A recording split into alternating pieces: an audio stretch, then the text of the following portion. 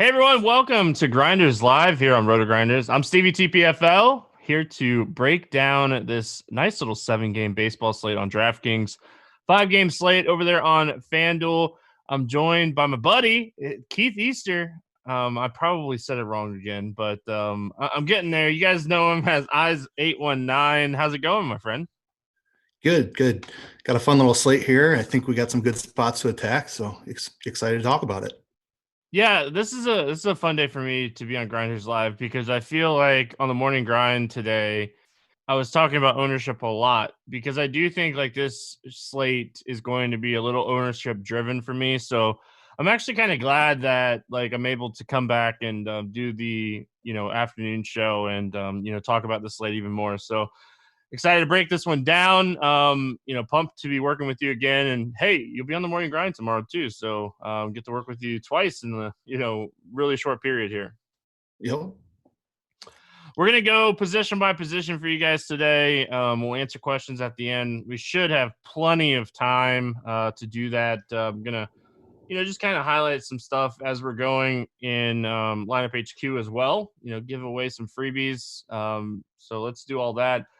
When we're looking at pitching today, I think, there's obviously three guys at the top: Carlos Correa, Luis Castillo, and Tyler Chatwood. Tell me what you're thinking about these guys at the top today. I really like all three of them. Carrasco probably jumps out as the top play. It looks like he's going to be the chalk, him and Castillo both. I'm going to be all over Chatwood in tournaments. It's looking like he's coming in at about a fourth the ownership of Carrasco, a third of Castillo. This is a guy that's completely changed his pitch mix from last year.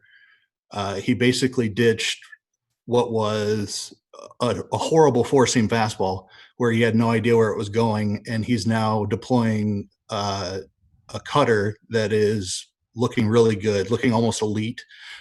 His strikeout rate has improved. His control has improved. I'm going to be all over Chatwood.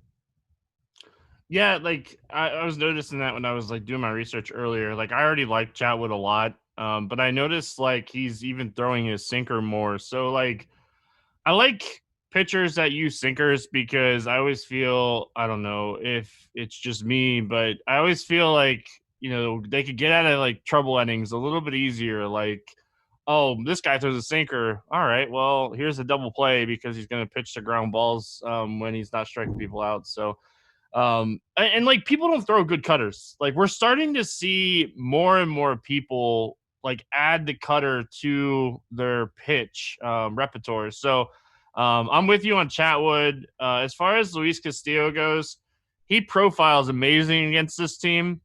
Cleveland Indians are super cold. This is a great spot for him.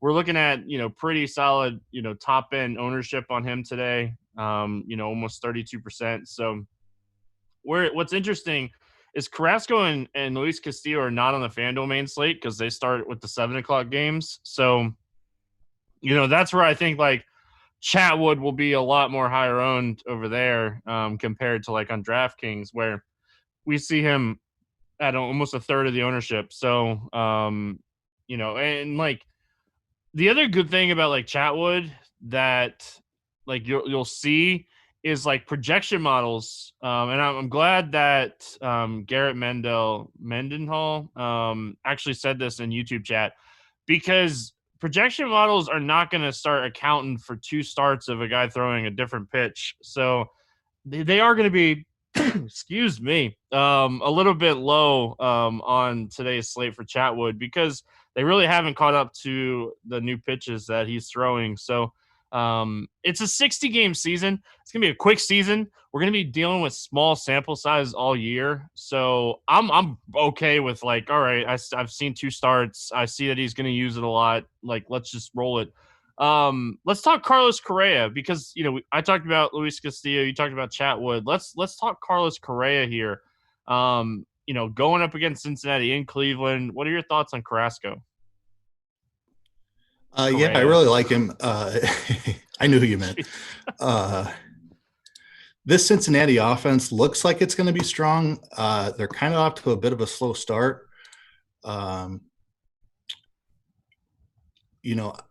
I really like Carrasco's skill set. The Ks are up, the walks are low. He's just a guy that I've targeted a lot in the past, and I really like what he has to offer. So I'm going to be on him today too. All right, now we're getting down from the top end options, on DraftKings. We're playing on two pitcher sites. Let's talk Zach Gollin, Yamamoto, Tuki Toussaint, Jordan Montgomery. Any of these guys like standing out to you here after we get off the top three? This is a range I'm pretty much going to skip over. Gallon has a really tough matchup. Yamamoto, it's first start of the year. Not thinking there's going to be a ton of leash there. Toussaint hasn't put it together, was a nice prospect, but haven't really seen it from him. Montgomery, I don't mind taking a few stabs on, but that ballpark in Philly, I'm probably more on the bats there. Yeah, I think the Phillies are super interesting today. When I was like digging into like pitch data and stuff like that, I like to look at that stuff when I'm like considering a pitcher. I like to go like fully into it. And like the Phillies profile really well against what Jordan Montgomery throws. So it's kind of changed my thought process on Jordan Montgomery. I do worry about like the pitch count for Yamamoto. I think Zach Gollin's a little bit interesting at around 10%. But yeah, Tuki Toussaint, you never know what you're gonna get out of him. But I'm super high on the Braves today, so I could see like ending up with a couple teams with Tuki Toussaint.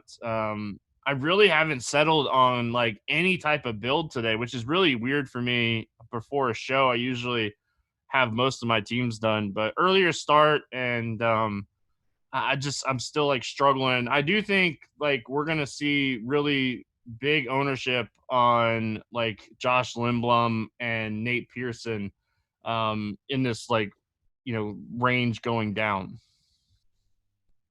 Yeah. You mentioned being on Atlanta. Pearson is one of the best pitching prospects in baseball. Guy can hit 100 miles an hour, has a nasty wipeout slider. That's a tough matchup. I'll probably roll a little Pearson out today. Yeah, like I completely understand it. I'm a sucker for Atlanta against pretty much anyone. The weather is nice in Atlanta too. It's just especially like when I was on them a little bit last night when we were recording the podcast, and then like I was looking at projected ownership about an hour ago or so, and I was like, man, if he's really going to be like the chalky SP2 type of pitcher, like I'm definitely going to have a Brave stack out there today. So I think I'm with you when you're looking at like just overall, prospect talent. Like he's definitely in play. Josh Lindblom, the guy that pitched really well in the KBO the last 2 years. He's so cheap. He wasn't supposed to pitch today, and I think that's why his price is so far down. I think he'll be really popular. We also had a question from Luke in YouTube chat. Do you like Chatwood for FanDuel Cash while we're talking about pitchers here? I do. I might play him in DK Cash. But yeah, on FanDuel, like you mentioned, without Castillo and Carrasco, I think Chatwood is the top option.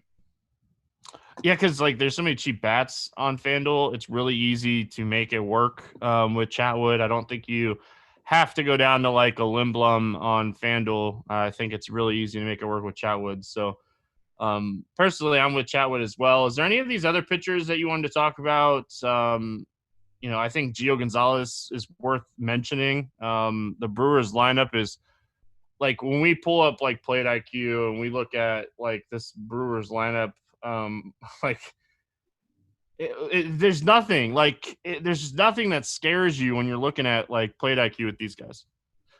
Yeah, no Braun. He's on the injured list.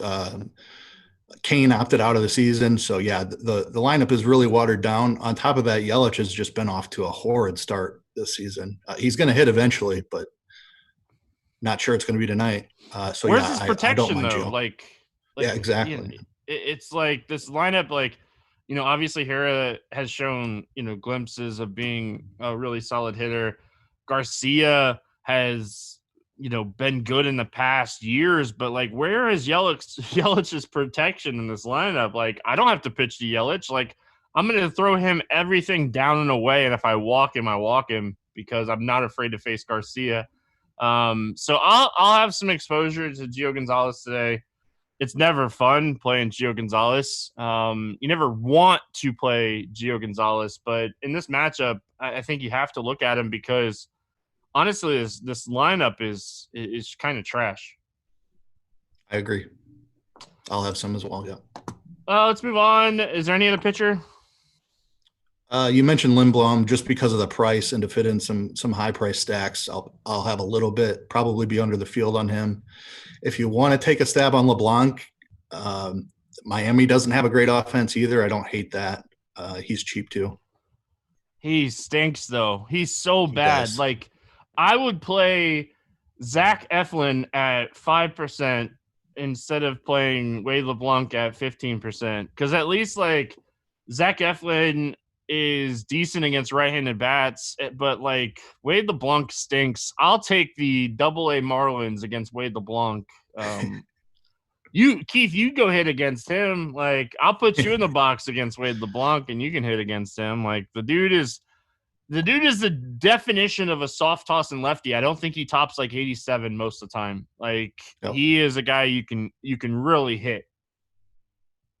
So no, I can't do Wade LeBlanc. Like, I was like, all right, I'm glad he has some ownership because he stinks. Catcher position, get me kicked off here. What are we looking at catcher?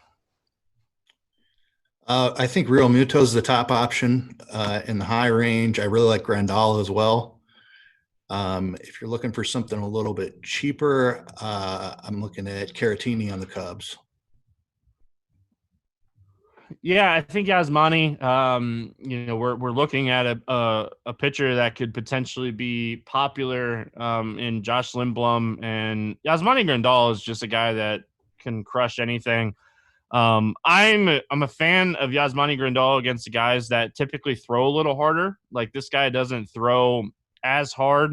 He's more of a control. He's not going to go over there and outpower you. He uses his slider curveball or slider changeup combo most of the time. But I think Yasmani is definitely in play at the top. I agree with you on JT Realmuto. I do think like the Phillies profile really well against Montgomery. My only issue playing the Phillies, if this game stays remotely close through like 5 or 6, the Yankees bullpen is just so tough on righties and lefties. They can eat you alive. So I don't know if I'll have a ton of JT Realmuto paying so much for him. Navarez at 5.1K, he's going to be really unpopular. But yeah, Victor for the Chicago Cubs, he's gonna be the chalky cheap option, 3,200 against Keller. I think we have all the lineups out now. So like we can kind of look at everyone. The only real cheap guys are Taylor and Barnhart, and they're both in that Cincinnati Cleveland game, and we don't really want batters there. The only guy that like I wanted to mention in like the mid tier, and I'll let you give me your thoughts on him, is Saravelli. I just got done saying like how much I think LeBlanc is hittable. Francisco Saravelli, if you look into his stats, he's been terrible against lefties for the last few years. But he's 3,600 and he's batting third. Like, he's the highest hitting position catcher outside of Salvador Perez on this slate. And he's 3,600, the fourth cheapest catcher that's available on the slate. Yeah, he sucks though. He's bad. I'm not. But it's baseball. Anything can happen with 3-4 bats. Yeah, and it's LeBlanc, like you mentioned. He's terrible. The Baltimore bullpen is equally as terrible. So yeah, I definitely don't mind that. Yeah, but okay, so I'm guessing my boy Devin is hooking you guys up right now with a screen share of Plate IQ, and you could talk about this really quick. But like, look at Saravelli. 38 plate appearances since the start of last year against lefties, 200 ISO, 34% K rate. Massive fly ball rate in Baltimore. That's fine for me. Like, you got to remember, this game's being played in Baltimore. It's not being played in Miami. And then we like go down and like LeBlanc has a 15% K rate. So, like, we're offsetting some of Cervelli's K rate here with LeBlanc's low strikeout rate. We're getting fly balls / like power. And if we scroll over a little bit, we can kind of see, this might make me look bad, but no, like a 54.5% hard hit rate, only a 4% soft contact rate in 28 plate appearances or 38 plate appearances. So he's going to hit the ball hard against LeBlanc. It just really depends on what happens. So, like, this is stuff that I like to look at, when I'm breaking down a catcher here, any hitter or whatever we're looking at. But yeah. Is there any other catchers that you want to look at or talk about here? No, nothing else really jumping out at me. All right, first base, the power position. What's standing out to you here at first base? Rhys Hoskins is too cheap. I think he's your cash game option for sure. Don't mind Freeman at all against Pearson. Freddie is one of the best fastball hitters in baseball, so it doesn't matter how hot it's coming in. He can turn it around. Vlad Guerrero, I'm interested in tonight. Love Rizzo in that Cubs game. Going down something cheaper, you could take a stab at Travis Shaw. Toussaint has been absolutely brutal against lefties in his career so far. Those are the main ones I'm looking at. Had someone in the chat, Shawnee Mack, he was asking about the Miami game really quick. Like, that game, Miami is the home team. That game is being played in Baltimore because of everything that was happening with COVID with the Miami Marlins. They're the home team, but they weren't going to travel to Miami for one game. And they're like, I think they're back in New York tomorrow or something like that, somewhere like north again. So they just took the home side for this game, but the game's actually being played in Baltimore. I love Anthony Rizzo today. I think this is a great spot for him against Keller. I like Freddie Freeman a lot. Freddie Freeman profiles really well against guys that throw the ball really hard. So Pearson is a really good prospect. Like, he sits at 96 most of the time. Freddie Freeman, 269 ISO, 53% hard hit rate. Really good numbers against like high throwing hard righties. So that's again, like, I like the Braves. I'm on the Braves. It's no secret that I'm on the Braves. Vlad, he's starting to look better at the plate after like a shaky start. He's a guy, like, you can see that he's been hitting the ball a little bit better here recently. The cheap guy, the two cheap guys that kind of stand out to me, and I say cheap, they're under 4K. Luke Voight against Eflin, he profiles well against him, and then Hoskins against Montgomery, both in that New York Philly game. Hoskins is a guy that can hit 3 home runs in a day, and he's 3,700. I know it's been a rough start to the season for Reese, but the upside, the ceiling is just so good that we have to consider him here at 3,700. Yeah, absolutely. And you mentioned Travis Shaw. Travis Shaw, cheap, going up against Touki Toussaint. Ownership-wise, nothing really like popping off the charts. It looks like first base is not a position you're really going to have to worry about ownership too much. And we're going to see that at a lot of positions today. You're going to see some guys really low owned. I think Rowdy Tellis, if you want to go like super low owns, like, he's someone interesting batting fourth against Toussaint, but we're going to see pretty low and mixed up ownership at positions today. Second base. What's standing out to you here at second base? I really like Biggio as another lefty against Toussaint. Don't mind a tournament stab on Hira. He hasn't hit lefties great in his career so far, but I think the talent is there. He can definitely get Gio. Kettle Marte, I don't mind moving down the board a little bit. You can go all the way to the bottom for Mendick at 2.2K. You don't need a lot out of him. And I don't mind Scott Kingery at 3.2. Sorry, second base is a position that is kind of ugly today when you're looking at it up and down. I think, like, the more I think about second base, the more John Birdie is actually in play. Like, I don't want to pay 4.6 for John Birdie. It's ugly. I'd rather play like Ketel Marte. I think Ketel Marte is the best second base option today. I think it's a great spot for him. I think a lot of people are going to be on Biggio today. And like, I get it. I think like that Toronto Atlanta game, I think we're going to see a lot of runs in that game. So, I could definitely understand that. I was a little disappointed that Kipnis wasn't in the lineup for the Cubs. He was kind of the second baseman I had been eyeing all day, in my like optimal build. So, Yep. Rethinking the process for the Chicago Cubs like they do every day. Yeah, I don't hate Horner either. Like he's in for Kipnis, but yeah, I would have preferred the lefty there. And Kipnis is off to a great start too. So that I was on that as well. Don't mind a pivot to Horner.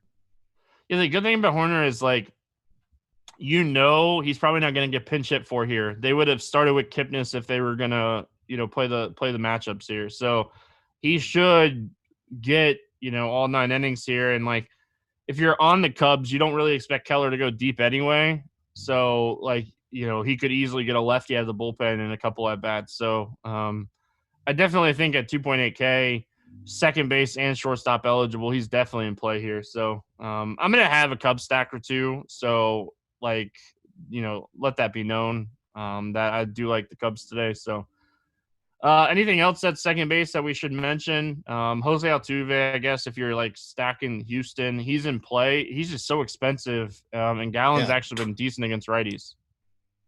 We've got Altuve at 20% owned against Gollin. No, thank you on that.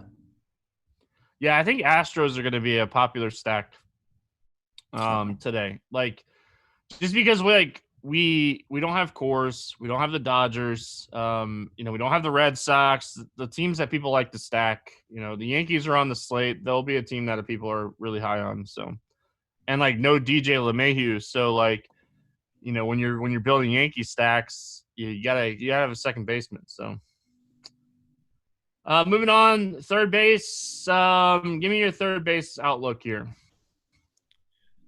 I think Chris Bryant's the top overall play on the slate. I mentioned Vlad at first. Don't mind. You can use him at third as well. Really like Moncada today against Lindblom. You mentioned we don't know what Lindblom can do. I'm perfectly happy to attack him today. Shaw is showing up again at third. Those are the ones I'm on. Yeah, love Chris Bryant. I think that obviously it's a great spot for him. I think he's going to be really popular. I think Moncada is super interesting here, especially on teams that you're not playing Lindblom. I think Lindblom's going to be really popular. Vlad obviously has upside here. We talked about him at first base. Bregman will be kind of popular, like in that Houston stack. There's cheap pitchers to play those stacks. So I see those guys being a little popular. Yeah, like even like going down, Escobar. I talked about this yesterday on the morning grind. So Wednesday's podcast, about Escobar and Cole Calhoun and some of these other Arizona bats, like their BABIPs were like super low and they were going to turn it around. They scored a ton of runs yesterday and it didn't shock me at all. I think they're in another good spot here as far as Arizona. So, I do think that, he's in play. I think Arizona's in play the more and more I think about it today. Just kind of hoping you're on the right side of BABIP with them and, you could stack them up and they're not going to be super chalky here, even though they scored a bunch of runs yesterday. Do you have any interest in like Brian Anderson to be different off of Moncada and like Chris Bryant, just, with these guys being so popular? Yeah, I don't mind it in tournament at all. I think he hit a home run yesterday. Just love the matchup. Love the ballpark he's in. Yeah, absolutely. Yeah. Like, this is like the fourth or fifth person in chat and like on Twitter that have talked about this game being in Miami. And like, if people are really on that mindset, like I might throw a stinky Marlins stack out there. I like it. Just because like this game is so different being in Baltimore instead of Miami. Yep. Cardi does owe Grant some shots for the McCullers deal yesterday for sure. What is it? 8 shots or something like that? Was it -8? Ouch. Cardi I is had going to be way too hurting much. on the next show. So Oh. I'm not no shot bets with me, buddy. I'm old and I'm a family man now. No more shots for me. Let's move on to shortstop. I think shortstop's going to be really spread out. Like as far as ownership goes, is there anybody that's like I have to have, or is it just going to be kind of a few guys that you'll be mixing and matching? Definitely, like you said, it's a few guys that you can mix and match.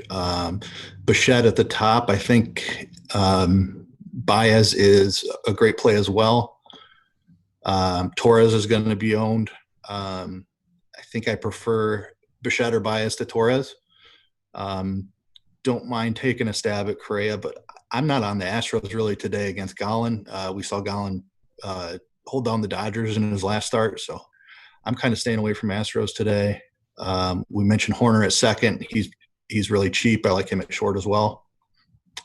And then Mendick's way down there at the bottom as well. The one guy that I love Javi Baez. Again, I like the Cubs a lot. The one guy that like kind of stands out to me when I was looking at ownership is Didi. He's going to be really low owned here, coming in at 3% projected ownership right now. Didi hits lefties really well, and Joy Montgomery's good against lefties for what it's worth. Like I know the matchup is tough for Didi, but I don't expect like Montgomery to go deep because of pitch count. The Phillies profile really well against him, and Didi's going to be so unchalky here under 4K. So, like, he's another guy that was kind of standing out to me. Jonathan VR, again, like, I hate it because they're so expensive, but, like, I'm going to have a Marlin stack today. Like, I hate it because I don't want to. They're not going to beat people with home runs. It's just, like, the Marlins are 5-1 with this double-A team up there, and, you know, we know Jonathan VR can hit lefties, so I think he's definitely in play, but I think Javi Baez is by far the top shortstop play today. It's not really that close for me. And I love the fact that like Torres and Bichette and some of these other guys are getting a little bit more ownership, than Javi Baez today. So is there anybody else at shortstop that you want to mention here? Nope, that's it for me. Yeah, I was just looking down towards the bottom, and it's ugly. I think Jose Iglesias is a little interesting against Yamamoto. Like if you don't like Yamamoto and you're looking at Baltimore, outfield always has a ton of options. What are we looking at here as far as like top overall outfielders? Mentioned Bryant at third and how high I am on him today. Loving McCutchen against Montgomery. He has always hit lefties really well in his career. Off to a slow start this year, but I think this is a spot he can turn it around. I like Schwarber as well in the Cubs game. I'm liking Blue Jays as well. Gurriel is a guy that's standing out a little bit. Biggio I mentioned at second. I like him in the outfield as well. And then I think Tauchman is the top point per dollar play on the slate, leading off for the Yankees, and Aaron Hicks as well. I like. Yeah, Tauchman batting leadoff 2,600 against Eflin. I think he's going to be really popular on the slate. We have him around 19%. I don't know if we have done like the full on afternoon update yet as far as projected ownership, but he's going to be really popular. I think Jason Hayward's going to be really popular too, batting 6 against Keller. Both of those guys should carry a lot of ownership down here towards the bottom. But yeah, just kind of looking overall here, I think I said this on the morning grind. I think Ian Happ is super interesting on this slate. Doing the wraparound Cub stack is something that I'm definitely going to be looking at today. Now that Kipnis is out, I like 9, 1, 2, 3, 4, 5 more 9, 1, 2, 3, 4. I like the Kipnis Hap going 1, 2, 3 after that. So no Kipnis. I got to switch up my thought process here. Luis Roberts for the Chicago White Sox. This dude has been stealing bases at a very high rate. So like he's definitely in play here against Chalky Lindblom. I like the White Sox side of this game. I think like Gio could pitch well and like they could get just enough against Lindblom here.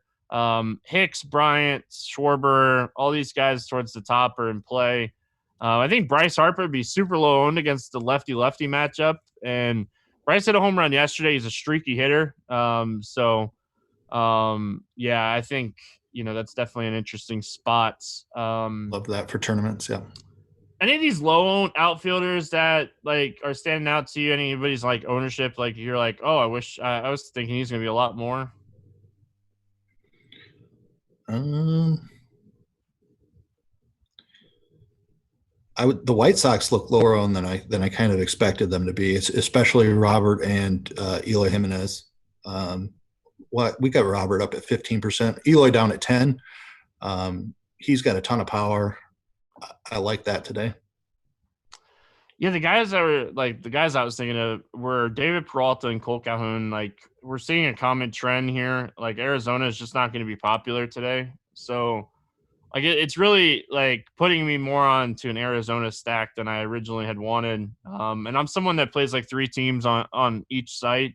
So, like, I think I'm going to actually have like a Marlins Arizona stack on some of those teams. So, it's interesting. It's one of those slates where like I really didn't expect to be on the Marlins, but like I just don't see a lot of people being on the Marlins in Baltimore against a soft toss and lefty. So before we get into our stacks that we like today, I do want to mention Sharpside. If you guys haven't checked out Sharpside, it's an awesome app. We're trying to make you guys some money over there on FanDuel with the streak contest on Sharpside. If you guys can guess my sharp side lock today, I'm going to give out a RotoGrinders t-shirt for the first person in the YouTube chat that guesses my lock of the day. We're going to talk about your lock, Keith. I like this one. You took the Chicago White Sox minus 117 against Milwaukee. Talk a little bit about that one. So I'm not a huge Gio Gonzalez fan, but we talked about it already. This lineup is terrible that the Brewers are rolling out there. No Kane, no Braun. Yelich is off to a really slow start, and there's nobody else around him. I mean, like you said, pitch around Yelich. Maybe you fear Garcia a little bit, but I just don't see how the Brewers get it done. On the other side, we talked about Lindblom coming back from Korea. We don't know what he's going to do. He didn't look great in his first start. He struggled with command a little bit. Guys like Dan Straley and Odrisamer Despaigne are having success over in Korea. So I think Lindblom's got talent, but I don't think he's some ace. So I think the White Sox can put up plenty of runs. I like the White Sox money line a lot. All right, we're going to talk about our stacks, and then we'll let chat kind of catch up, and we'll see who can get my lock bet right. Let's talk stacks. What's standing out to you today as far as like overall game stacks? I believe the Cubs are the top stack of the day. They're coming in a little less owned than I thought they would be. I thought they would be chalk. It looks like Houston's picking up some ownership. The White Sox got some ownership. Toronto's got a little ownership, but really love the Cubs. Keller's in his first start of the year. I believe he's back from COVID. This Cubs lineup has a ton of power, a ton of patience. They're going to work the count, take pitches. Once they get Keller out of there, the Royals bullpen has been, I believe, the worst in the league this year. So I'm all over the Cubs today. I'm with you on the Cubs. I think they're definitely the lock today. Like, they're my favorite stack on the slate. I have a lot of Cubs in cash. I love the Chicago Cubs today. I think it's really easy to build, Cubs lineups. So love the Chicago Cubs today. Do not forget Ian Happ. If you're stacking the Chicago Cubs, do not forget Ian Happ. But outside of like the Cubs, I like the Marlins and the Diamondbacks. It's weird stacks, but it's 7-game slate on FanDuel. It's a 5-game slate. Both those teams in play over there without the Yankees. So, I think the Yankees are going to be your pretty chalky stack outside of the Cubs. I like the Yankees. I probably won't stack them today. Just kind of like looking, I'm going to pull up Plate IQ really quick here and look at the Yankees against Eflin. We know Zach Eflin is a guy that, look at his numbers. Very, very legit against righties. Does a good job of getting ground balls, doesn't give up a lot of fly balls. Average hit distance of 151, average exit velocity 85. We start digging into why. He uses a sinker slider combo a lot against righties. He doesn't throw his sinker a lot against lefties. He throws his fastball a lot against lefties. And, obviously we see a lot more power to the lefties because for some reason guys are afraid to throw sinkers against lefties. But his sinker is very efficient. It's a very good pitch.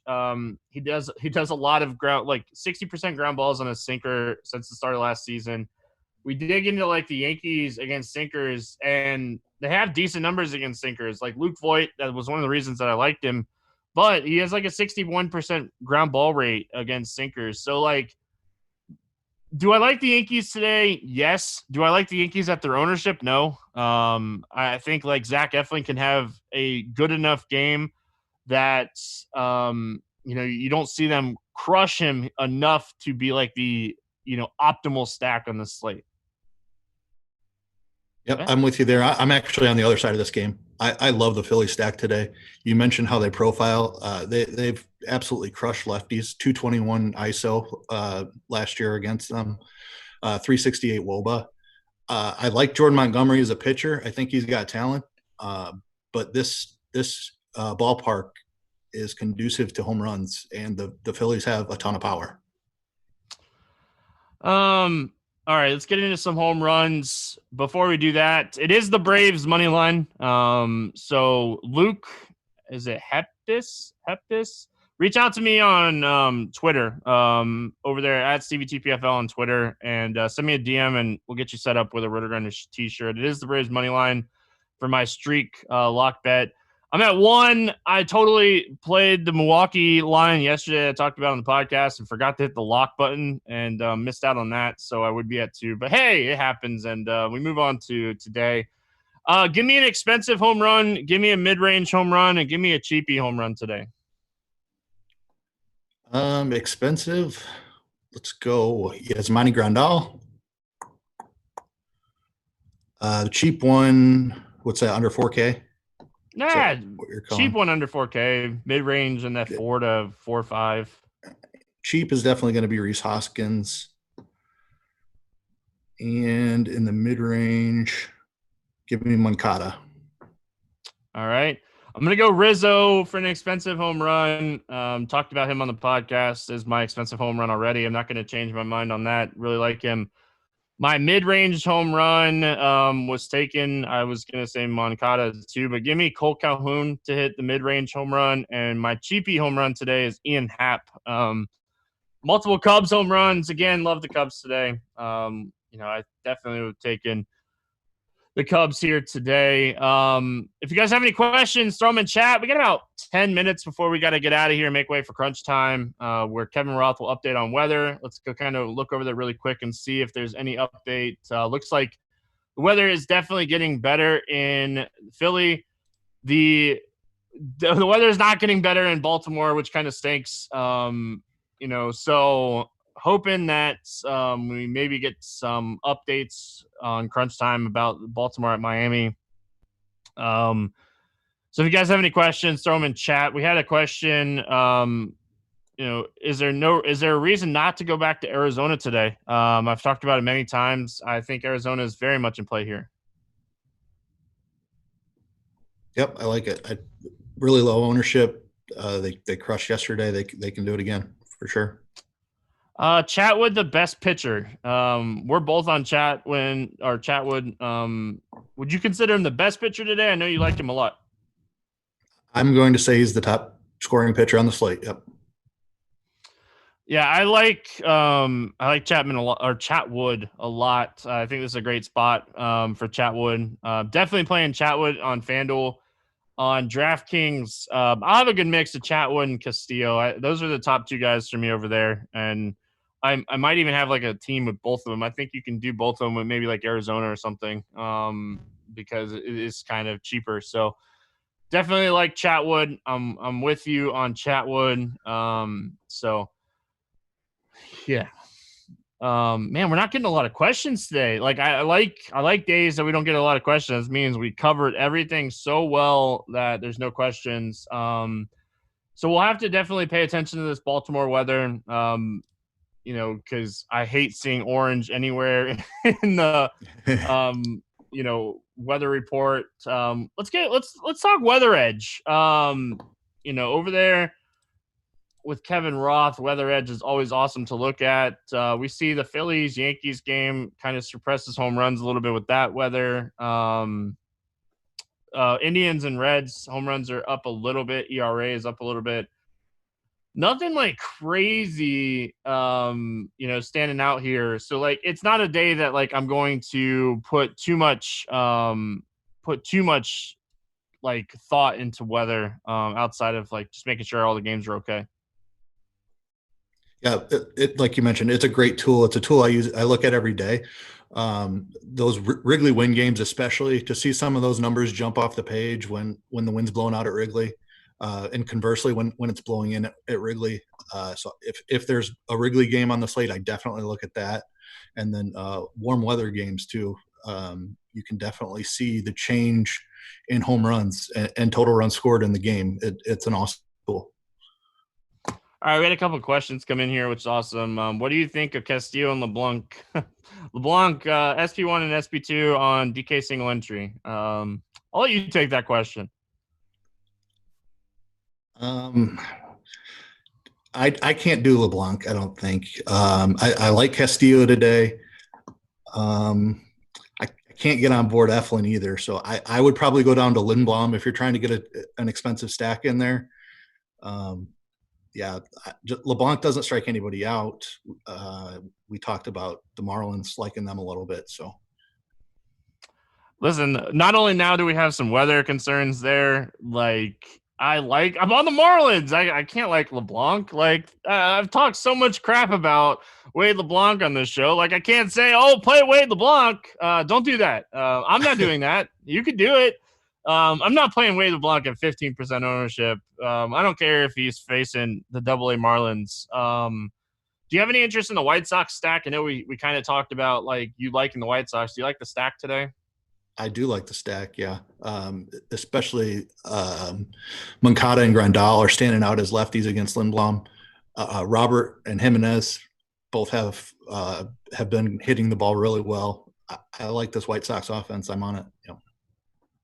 Yeah, like I'm probably not going to get there on it. And like, if I use it, it'd be like a secondary stack. Like I said, I haven't really built my 3 tournament teams yet. But I know I'm going to stack the Cubs. So like maybe as a secondary stack, I do think they'll be kind of lower owned. Any interest, like, is there any like double dong calls that you have today? Is there anybody like, oh, I think this guy can hit 2 home runs? I know there's a bunch of guys on this slate that can do it. Is there anybody that you're like, all right, I feel super confident this guy hitting like 2 home runs today? So I did the expert survey today, and my hot take of the day was Ian Happ 2 home runs. So boom, I like it. I was looking at his numbers today. Let me pull that up real quick. His numbers against righties have just been insane. They sent him down to start 2019 to AAA to work on his contact skills, his strikeouts, and he cut his strikeout rate from 35% in 2018 down to 22% in 19 and 20. This is a guy that has completely revamped his swing, and I love what he's doing. I don't think he's going to be hitting 9th for much longer. He's going to be moving up in this order. Yeah, but I kind of think they like him hitting 9th for what it's worth. So to roll it back over to the top, and I think that's the only reason that he hasn't moved up yet. But we'll see. Give me Rizzo to hit 2 home runs today. Double dong Rizzo. Those are the funnest days anyway. So give me double dong Rizzo today. Who do you like for your SP2 and DK GPPs? I know we kind of went over it. Some people with the earlier start time missing some pitcher talk here. So I like paying up at pitcher twice. The top 3 I think are all great options: Carrasco, Castillo, Chatwood. If you need somebody cheaper, I don't mind taking a stab on Pearson. He's going to have a ton of strikeouts. If he can get through the left-handed power of the Braves, I like Pearson to succeed today. Yeah, like I like Gio Gonzalez way more than I probably should in this spot. I really just don't like the Brewers lineup. I think the lineup is really ugly. I would pick on the Brewers before I'd pick on the Marlins at this point. So like I feel like that says a lot. Yeah, I like the idea of paying up. I think Zach Gollin at 10% ownership is interesting as an SP2 as well, because he is a guy that has big upside. It's such a tough matchup against Houston. And if I like Weather, that call. if Weather knocks out Yamamoto, like we got to kind of, reconsider what we want to do here. So we're definitely going to be paying attention to crunch time and what Roth has to say as far as the weather goes in that game. Go ahead. I was just mentioning Gollin's start against the Dodgers. I mean, he's coming off one of the toughest matchups that there is in baseball, and he looked phenomenal against the Dodgers. He struck out 9 over 6 innings and only walked 1. So if he can shut down the Dodgers, I don't see any reason he can't go out there and shut down the Astros. Let's see. Milwaukee Chicago White Sox has 4 eligible starters at second base on FanDuel. Which one is the best one? Let's see. I'd say Hera is probably the best one. Upside wise. Honestly, I'm not really on any of those guys. I think if you want to punt with Mendick, I don't think that's a bad option. Any of those guys that you like here? Sorry, what was that? The White Sox, Brewers have 4 eligible second basemen. Is there any of these guys that you like on FanDuel? It's Hera, Garcia, Mendick, and Mathis. Yeah, I agree. Mendick would be the pick there. Let's see. We're almost out of here. Philly and Arizona stacked with Chatwood and Castillo. I don't hate that. I think I don't hate that at all. Philly profiles really well. Whether it pays off or not, we'll see. But they profile really well. And then I'm on Arizona. I think Arizona's super interesting today. Do you like the over? I think it's at 9.5 in the Braves Blue Jays game. I do like the over. It's more the Toronto side for me. I think Tucson can really give it up. So he looks great at times, but other times he's very, very hittable. So I do like the over in that game. I like the over too. I liked it more at 9, where it was at last night, but I do like the over. Would you play Rizzo and Freeman together on FanDuel? I don't have an issue with that. Are the Diamondbacks more of a one-off or a stack today? I like the stack for Arizona. You're shaking your head. You're with me. Does an extreme hitter ump in the Cubs game worry you at all with Chatwood? Listen, we don't have any extreme pitchers umpires today. It's kind of all a level playing field from what I was looking at earlier today. We don't know who the umpire is in the Miami Marlins Baltimore game. It's a standalone game, so it'd be interesting to see who the umpire is in that game. But right now, we don't have a extreme pitchers ump, and with the Chatwood pitch differences, I'm really not going to worry too much about the extreme hitters umpire.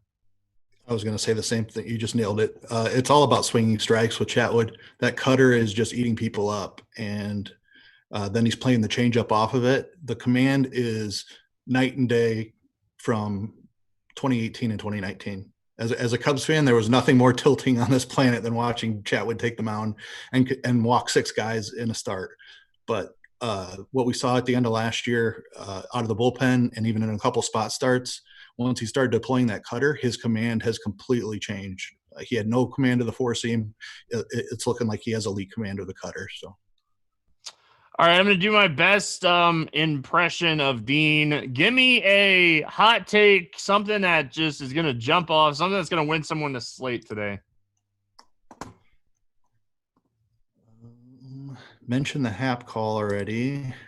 Let's see. I know you already called a double dong Hap. Yeah, Tyler Chatwood, top scoring pitcher. It looks like ownership. Oh no, I'm looking at FanDuel. Chatwood at the top scoring pitcher on the slate. At what do we have him on DK? 12%.